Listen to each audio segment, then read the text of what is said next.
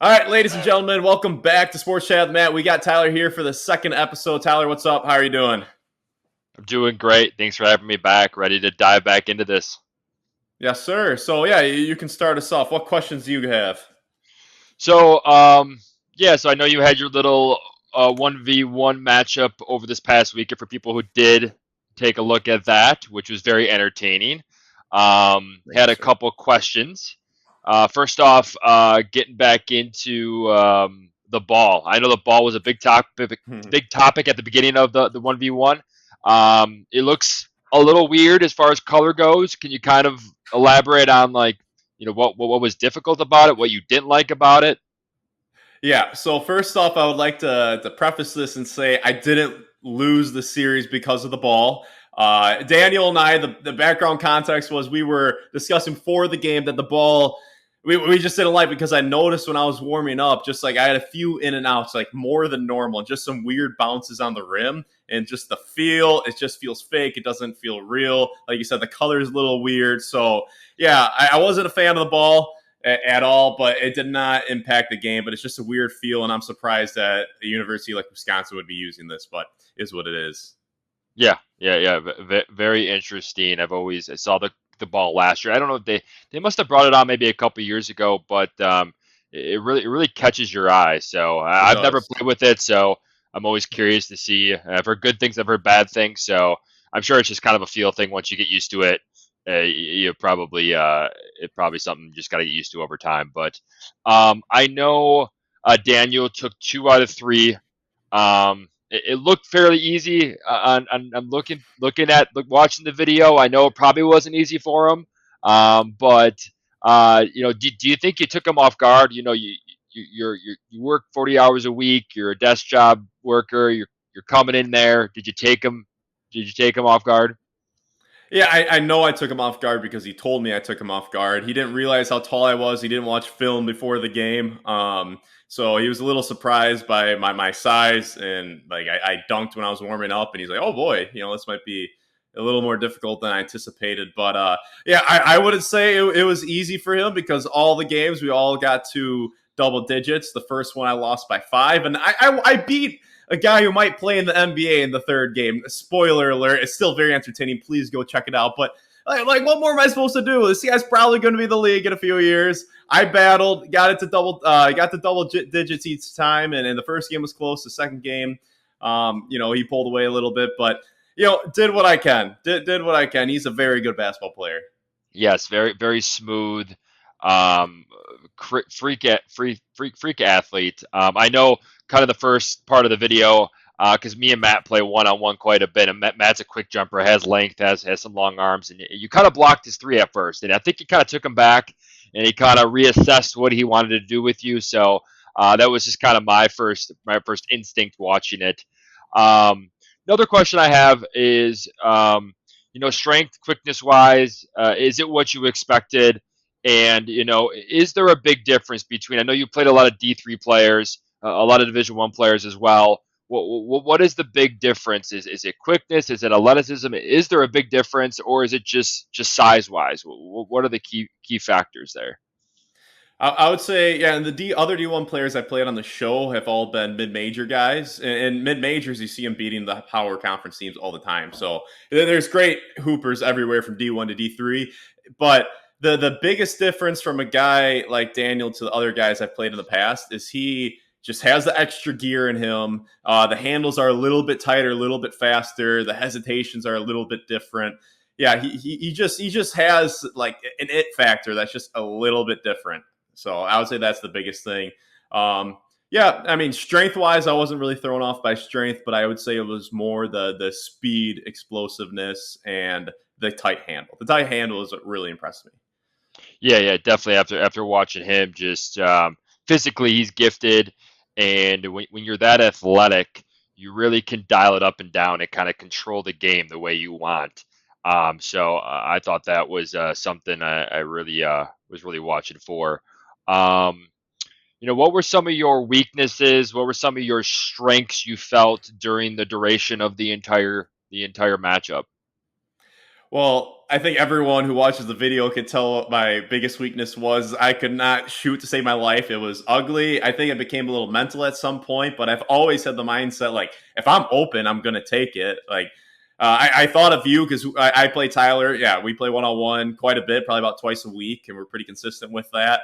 And I know I hit some BS threes against you, and I had some tough threes, and I had wide open threes that I was just missing. And it is what it is. I wasn't hitting. So my biggest weakness is my shooting. Like I said in the video, it's gonna be really tough for me to beat them if I can't knock down threes, and it was. So I mean, honestly, like with the way I was shooting, I'm glad I got the double digits, and I'm glad the first game was close.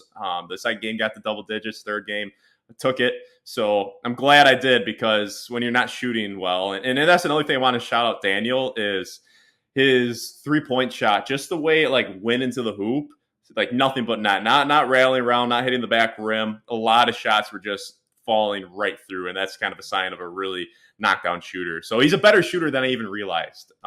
Just watching his highlights and stuff, he can Yeah, really yeah, knock it definitely a down. good shooter.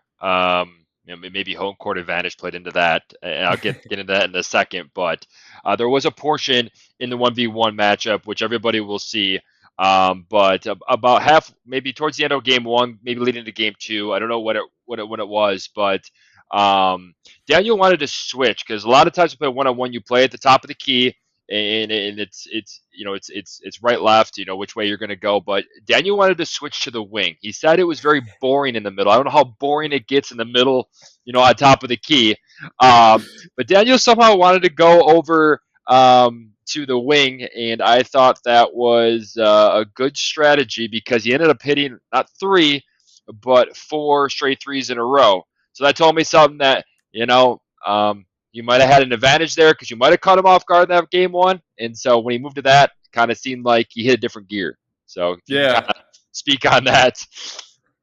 Well, I mean, he hits 4 threes in a row, and then I say I don't really like that spot anymore. And then he hits a beautiful pull up once he got his rhythm a little bit from the elbow. But yeah, I mean, I feel like I was relatively close to him. I mean, we're the first three we were chit chatting a little bit, then all of a sudden, like a three went up. I was like, okay, yeah. Like I probably I got lulled into that first one a little bit. I didn't think anything of it when he changed spots. I probably should have just said, yeah, no, let's keep it at the top of the key. But yeah, no, shout out to him. He knocked out some shots, and like I'm 6'4", I had my hand up, and he Yeah. still was knocking it down. Yeah, So sometimes offense is just too good. You only can play so good a defense, and the better player is going to hit shots, right? Um, so as far as kind of wrapping this all together, I know you've had a couple 1v1 matchups. As far as like that goes, what has been your toughest matchup year to date, and why? yeah, so every single player I've played on the channel has been really good. Played some really good players over the years. I would say two guys, just like when they're in their bag doing their thing, that stood out to me is obviously Daniel Freitag and Tyler Gowan. I played a one-on-one video with him, but he went to Marion University, averaged 20 points per game, pretty close to that, like his last 3 years there. His first Division 3 game, he had 39 points. He had a 40-point game without a single three. He's like a 5'9", 5'10" dude who Wow. just lives in the mid range, nasty handles, super quick, and finish like Kyrie Irving around the hoop. So he was a really unique player.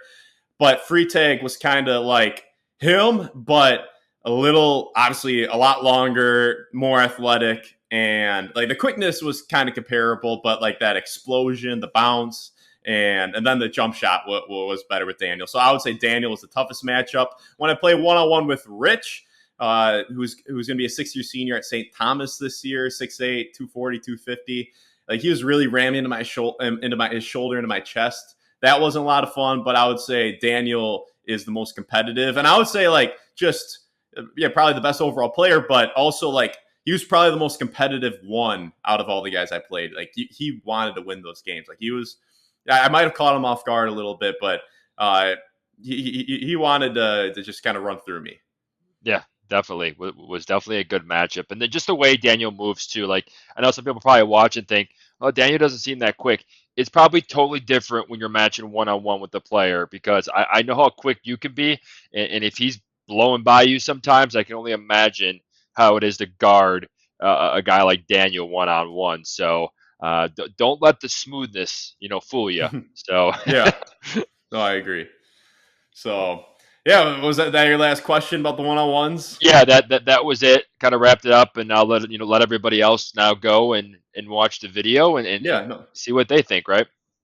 yeah, so and then hopefully that we can build on this and get some more in the pipeline here. And yeah, but we'll talk about a little bit different Badgers here, Badger football. I was at the game against Alabama, and yeah, the atmosphere was great. It was 11 o'clock kickoff, and everyone was drunk at about 7. Clay Travis, who's been to just about every big stadium in the country, every big college town, I heard him say. I saw a tweet. He's like, Wisconsin's by far the drunkest state I've ever been to. It's not even close. No one comes No close to surprise there. Wisconsin. No surprise Yeah, there. so I agree with that. And if you listen to Tyler and I's our first episode together, I said I haven't had a drink since July 20th when I was in Tampa for the Jake Paul fight.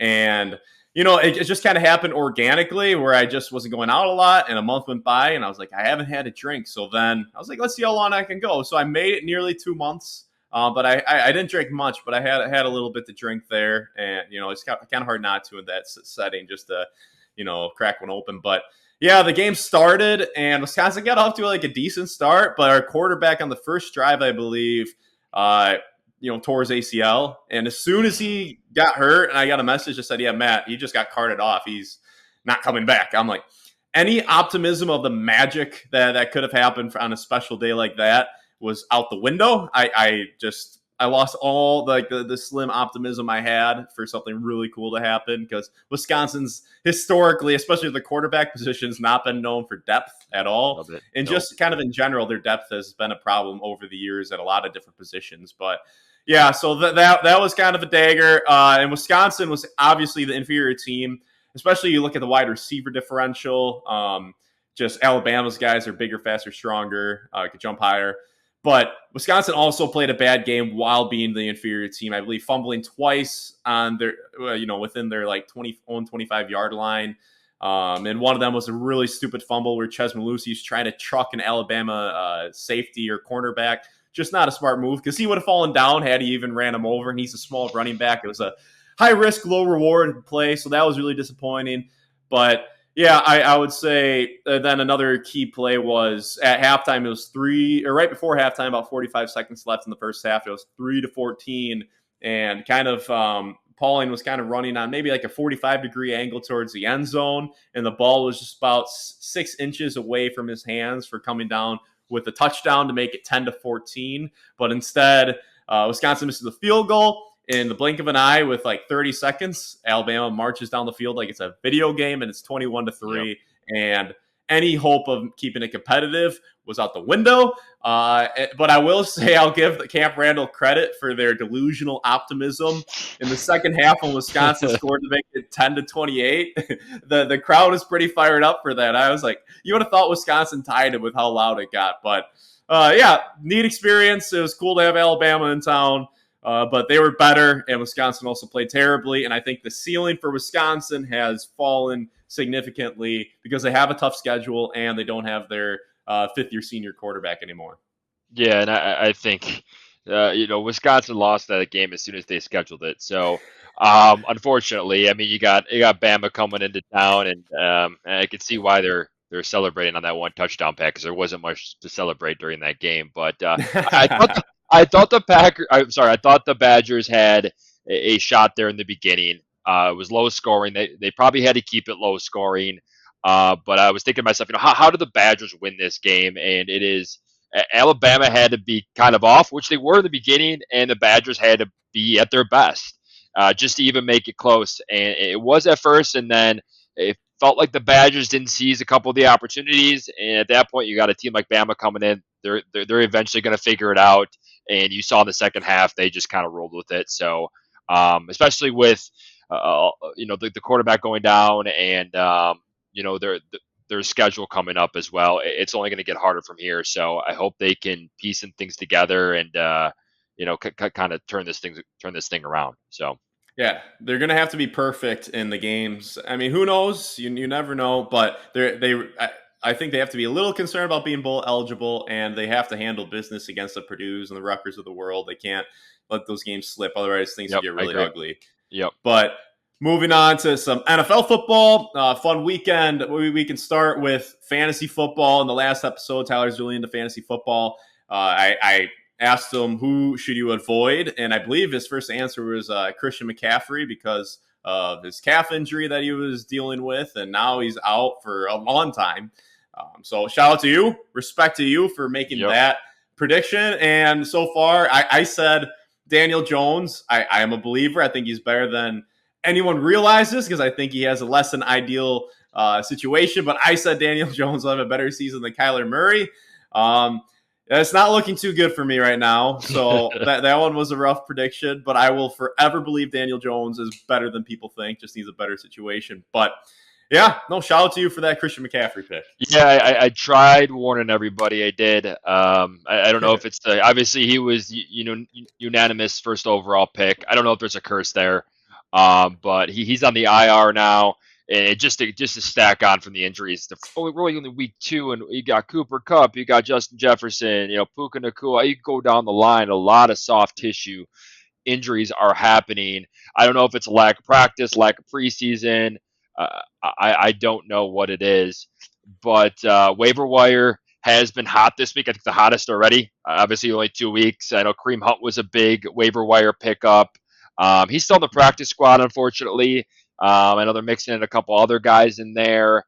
But it looks like even with like Derek Carr being picked up, I mean, he's probably maybe the top quarterback right now in the NFL. I mean, some of the quarterback lists that are having great years already. Again, I know only week 2, but hard to predict all this. Yeah, waiver wire is hot. I know you got a couple guys on waiver wire this week. It sounded Yeah. like. Yeah, no, in my 12-man league, it's a standard league, half Yeah. PPR. T. Higgins and Jordan Love were free agents, and my Yeah. biggest weakness was quarterback. I had Aaron Rodgers at the quarterback only. So shout out to the people in my league for doing that. I don't understand it, but I will gladly take advantage of it. So yeah. Also, a little NFL. Another discussion point is what's going on in Carolina.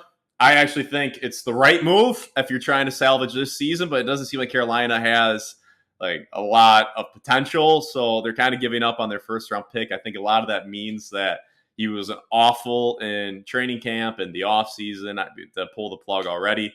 But you look at what Derek Carr and Sam Darnold and all these players of that ilk are doing so far. I mean, who knows? Maybe it's the Red Rockets' time to pop off in his age 36 season. So I don't know. What do you think?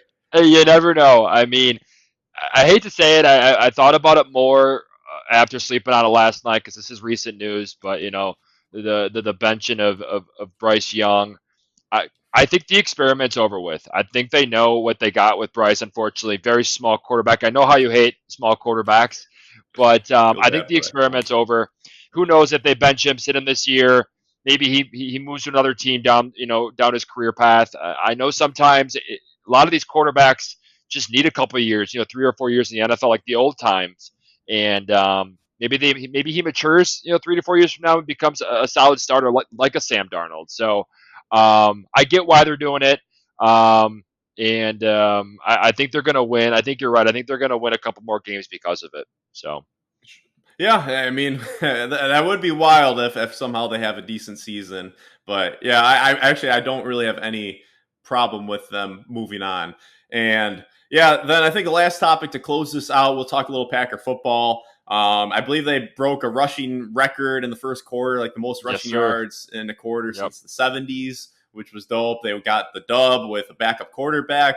The Colts didn't look impressive, and that's another guy. I'm a well-known Joe Flacco fan and believer in Flacco. So, Anthony Richardson, I think, should have to look out, with especially all these kind of pedestrian quarterbacks playing out of their minds. Richardson better perform because Flacco's a solid, probably the best backup in the NFL. I'll say that, especially based off what he did last season. So, but yeah, what did you think about the game? Yeah, I thought it was a coaching masterpiece by Matt LaFleur. I think he really opened up the playbook for Malik, and I think he did a great job. They kind of trusted him throughout the game to make, and I was waiting for that one pass where, when are they? They're going to have to throw it downfield here eventually, and they finally did it. I think it was like a go route down the sidelines to Romeo Dobbs, and I think they hit on that. I think he's going to be a great backup to Jordan Love. I think he's really building his career here, even as a backup when Jordan Love comes back. But God, Josh Jacobs, what a pickup for the Packers as well. Great running back. I think they are going to keep feeding him the rock going forward as long as he can stay healthy. And shout out to that defense. They're really clicking on all cylinders, I feel. I think they have like maybe 5 or 6 turnovers in 2 games now, which is pretty wild. Yeah, it is. So looking forward to them building on that, and looking forward to the game where Malik is going to be coming. There's a little homecoming here back to Tennessee. So Yes, sir. that'll be exciting to watch. I'm looking forward to it. If he plays, I'm hearing some rumors that Jordan Love might be ready, but I still think they're going to hold him out. So Yeah, big picture. I mean, I don't know. I heard, I believe MCLs, there's not a lot of concern about furthering, like damaging it, but okay. it's more pain tolerance is what I heard. I don't know if it's true, but yeah, I think big picture, if there's any chance that you can further hamper yourself with that injury, I think just wait a little bit longer. But I think this is a good finishing point. And like I said in the past, Tyler's a part of a team that I'm assembling where we'll be coming at you with a lot of content, and I think we're doing a really good job. Not to pat ourselves on the back, but I think it'll be really good. So, Yep. yeah, stay tuned. Hit that subscribe button if you are new. And thank you very much for making to the end of the video. And this is actually the second time we shot this video. The first time I said to Tyler his background looked better blurred, and that caused some issues. So hopefully you guys didn't notice. But yeah, thank you for watching the video. And Tyler, anything else? No, glad to be back. Fired up for the rest of the season. Going to talk some other topics, baseball, football, and the NBA and college basketball coming up. So really excited for the fall and early winter here. Yes, sir. All right, let's go. Have a good one, everybody.